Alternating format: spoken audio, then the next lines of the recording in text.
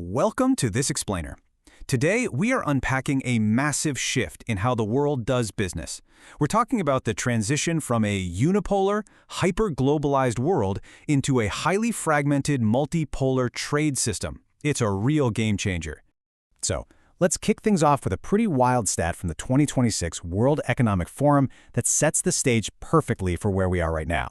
When fully half of the world's leading risk experts anticipate a turbulent or even stormy near-term outlook, well, you know we're looking at a fundamental structural shift in the global economy. To wrap our heads around this great rewiring, we're going to hit 5 key areas. 1. The end of frictionless trade. 2. Security over efficiency. 3. Rewiring the supply chain. 4. Rise of the global south. And 5. The cost of fragmentation. Starting right off with Section 1, the end of frictionless trade, which is really just the death of the old order. For decades, globalization was basically a machine built for one thing, and that was economic efficiency. The idea was that finding the lowest cost would always outweigh political rivalry. But today, we've moved into a totally new order. Now it's all about national security, supply chain resilience, and geo-economic confrontation. Governments aren't just sitting on the sidelines acting as referees anymore. They're on the field, actively intervening in the market. And that brings us to a term you've probably been hearing a lot lately, geo-economic confrontation. Basically, it means using trade, finance, technology, and even energy as weapons in strategic competition, rather than working together multilaterally. The World Economic Forum actually ranks this as the #1 risk likely to trigger a global crisis in the near term. It's literally threatening the core of our interconnected economy. Now, this isn't just academic theory, right? We're seeing it play out in real time. Look at the historic tariffs being slapped on goods, or the strict export controls on sensitive tech like advanced semiconductors. We're seeing massive industrial subsidies and strict mandates forcing companies to produce locally. We are shifting entirely away from cost-driven globalization toward a politically motivated, regionalized setup, what a lot of people are calling friendshoring.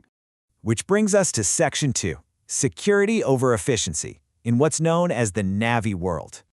I absolutely love this quote from Mark Carney at the 2026 Davos conference. He hit the nail on the head when he said, "The old order is not coming back. We should not mourn it. Nostalgia is not a strategy." Business leaders and policymakers have got to wake up and adapt to a structurally different environment. Waiting for things to go back to normal is just a recipe for failure. So welcome to the Navi world. That stands for nonlinear, accelerated, volatile, and interconnected. In this hyper-volatile environment, you can't just ignore politics. Political and regulatory uncertainty are now systematically baked directly into the cost of capital. Market access isn't a given anymore, it's conditional, and that makes long-term cross-border investing incredibly tricky to navigate. The big takeaway here? Nations are prioritizing their own security through a geopolitics of scarcity. It's a mad dash for the physical building blocks of the future, like the rare earths needed for AI and electric vehicles, or even basic resources like fresh water. Countries are also using energy choke points as strategic leverage and pumping out record sovereign bonds to fund defense, which, by the way, actively crowds private capital right out of the market. All right, moving into Section 3, let's look at how the supply chain is physically being rewired with new nodes and networks. Check out this hard data from the Atlas Institute. Everyone talks about the China Plus One strategy, but here it is in action. Global trade isn't dying, it's just being rerouted. Notice this roughly 30% drop in US-China trade? Well, look at what happens at the exact same time. We see massive import surges from Vietnam, hitting $194 billion, and Mexico skyrocketing to $535 billion. Production is simply shifting to alternative, geopolitically friendly manufacturing hubs. And that leads us perfectly into Section 4, the rise of the global south, focusing on BRICS and the strategic middle. Get a load of this number, 35%. As of 2026, that is the chunk of global GDP represented by the expanded BRICS alliance. This isn't some fringe group anymore. The sheer economic gravity of BRICS firmly rivals Western-led alliances in total output. Now pair that economic weight with this, 45%. That is almost half of the people on planet Earth living in BRICS nations.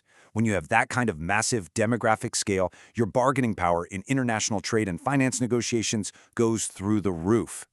With all that newfound leverage, This bloc is actively trying to untangle itself from Western financial systems. We're seeing a really concerted push to settle trades in local currencies, expand the use of the Chinese yuan and Russian ruble, and build entirely new payment systems designed to bypass SWIFT completely. It's essentially the construction of alternative financial plumbing to protect themselves against any sudden Western policy shifts.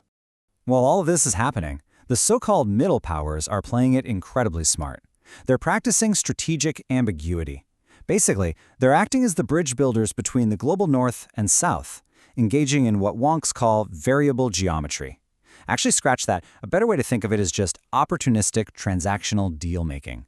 They partner up based on what they need right now, not on some rigid ideological loyalty. Nations like India, Brazil, Mexico, and Vietnam are essentially saying, hey, we're open for business, but on our terms. By refusing to align solely with just one superpower, these reformist countries protect their own sovereignty and pull in massive investments. They are literally capitalizing on global fragmentation to build highly advantageous trade corridors for their own economies. Finally, let's wrap up with Section 5, the cost of fragmentation, taking a hard look at the macroeconomic realities. Because let's face it, all this geopolitical maneuvering comes with a massive price tag. Global growth is projected at a pretty sluggish 3.0%, while global debt to GDP is sitting at a staggering 235%. Add in elevated inflationary pressures, and things look tight. The astronomical costs of defense spending, propping up domestic industries, and throwing up trade barriers, all of that trickles down directly into higher consumer prices and heavily strained national budgets worldwide. If you're a business leader or policymaker today, your entire mindset has to shift. The days of simple cost optimization are over. Corporate strategies now have to prioritize continuous resilience. You have to be ready to absorb sudden, unpredictable geopolitical shocks. Today, the name of the game is surviving volatility, not just maxing out efficiency. And on a global governance level, those big, broad multilateral institutions, they're losing their bite. Universal consensus is out, transactional minilateralism is in. We're seeing smaller, bespoke groups forming just to tackle very specific regional security or trade issues. It definitely offers more flexibility, but man, it creates a highly fragmented landscape with absolute nightmare coordination costs. So where does that leave us? Basically in structural limbo. The old rules of global trade have been completely ripped up, but we don't have a stable new rulebook to replace them yet.